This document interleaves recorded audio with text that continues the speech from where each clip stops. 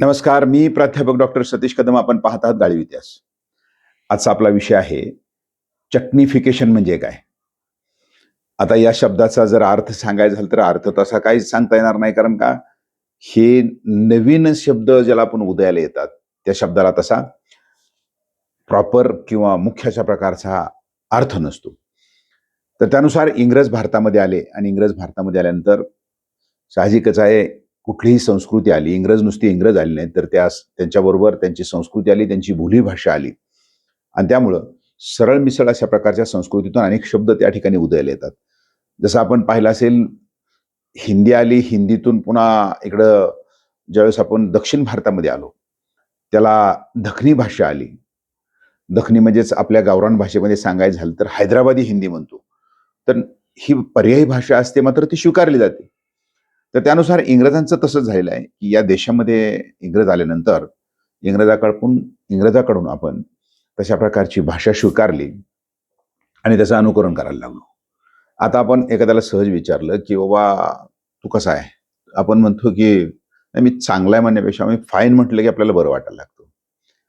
तू जसा एखादी गोष्ट होईना गेली, तर म्हणतो, "तू ट्राय करून बघ." म्हणजे हे जे शब्द असतात, हे शब्द आपण जशास तसं त्या ठिकाणी त्याच्यामध्ये घातले, जेणेकरून आपल्याला बरं वाटायला लागतं. तू चांगले मार्क मिळवायचे असेल, तर मार्क सुद्धा बघा. गुण कोणी म्हणत नाही. चांगले मार्क मिळवायचे असेल, तर स्टडी कर. म्हणजेच त्याला आपण मसाला लावणं म्हणतो. म्हणजे त्याच्याशिवाय मजा येत नाही, अशी आपली धारणा झाली आणि म्हणून आपण तशा प्रकारचे शब्द तिथं स्वीकारायला सुरुवात केली. जसं की आपण वऱ्हाड निघाले लंडनला. आता त्याच्यामध्ये देशपांडे यांनी जर आपण बघितलेलं असेल, की शब्द "होल वावर इज आवर." म्हणजे असे जे शब्द वापरले, तर तशा रीतीनं या शब्दाचा ज्यावेळेस आपण अर्थ घेतो, तर त्यावेळेला काय होतंय, की आपल्याला थोडंसं बरं वाटायला लागतं आणि तशा शब्दालाच आपण इथं चटणीफिकेशन म्हणतो. शब्दांची झालेली सरळ मिसळ.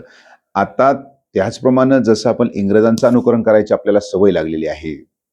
इंग्रजांनी आपलं अनुकरण अजिबात केलेलं नाही. मग ते मराठी भाषेचं असू देत किंवा कशाचं असू देत, त्याने अनुकरण आपल्याला केलेलं दिसत नाही. फक्त जर गरज पडली तर ते शब्द तसेच घातलेले आहेत.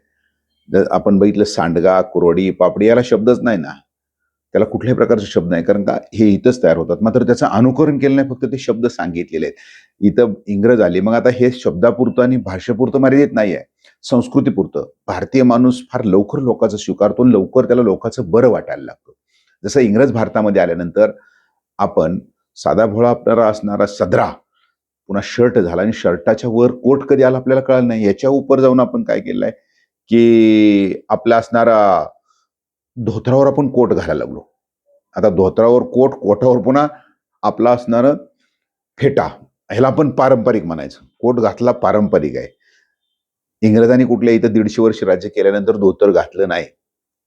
आपण जर टाय घातली आपण बघतो, तर तसं धोतर जर घातल्यानंतर बॅकचा सोगा म्हणतो. सोग्याला काही इंग्रजी शब्द नाही. त्याला आपण बॅक टाय म्हटलेलं आहे इंग्रजांनी. म्हणजे असं हे जे पाश्चिमात्य संस्कृतीचं जे काय आपण केलेलं या ठिकाणी अनुकरण, हा सुद्धा एक प्रकारचा त्याला आपण चटणीफिकेशनमध्ये शब्द जातो. जसं हा केक हा शब्द असेल. वाढदिवस साजरा करण्याचा पद्धतच नाही आपली आणि त्याला पुन्हा केक आला. आरती विझवू नये म्हणतात, परंतु आपण मेणबत्त्या विझवून त्या दिवशी वाढदिवस साजरा करतो. म्हणजे असं आपण केलेलं अनुकरण, म्हणजे त्याला आपण चटणीफिकेशनमध्ये सुद्धा जातं. कारण का सलमान रश्दी यांनी मिडनाईट चिल्ड्रन नावाची एक कादंबरी लिहिली होती 1981 ला आणि त्याच्यामध्ये या शब्दाचा त्यांनी वापर केलेला आहे. सुरुवातीचा कालखंड आपण जर बघितला तर असं भरपूर आपल्याला सांगता येईल, की आपण म्हणजे कसं स्वतःला त्याच्यामध्ये ॲडजस्ट करून घेतो. स्वतःला आपण त्याच्यामध्ये कसं मिक्स करून घेतो. तर त्या पाश्चिमात्य संस्कृतीचा ज्यावेळेस विचार करतो, तर त्याला पर्याय नाही आपल्याला. जसं आपल्या इथं बघितलं आपण, की बाबा सावत्र भाऊ. मग सावत्र भावाचा अर्थ काय होतो? 2 आई आणि एकच बाप. याच्यातून निर्माण झालेली जी संतोषित दोघांचं नातं असेल, तर त्याला आपण सावत्र आई म्हणतो.